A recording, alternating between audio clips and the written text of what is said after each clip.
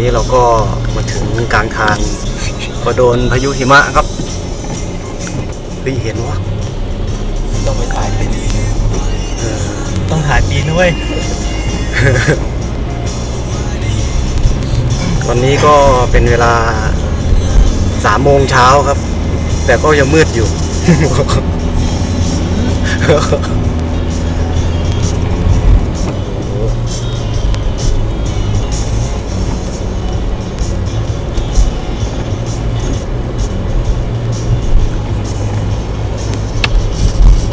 ตอนนี้กำลังจะมุ่งหน้าไปไหนครับเนี่ย กำลังจะไปแบบทำธุรกิจส่วนตัวครับ กดท้ายเลยครับ ท้ากดขายครับโอ้โหอย่างนี้ถ่ายแจ่มเลย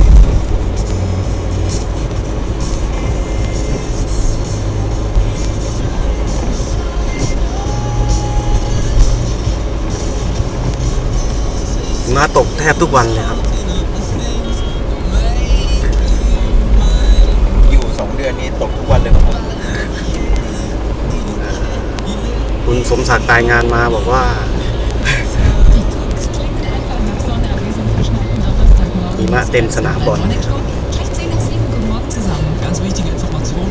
ตอนนี้รู้สึกปวดแขน โบยังจัน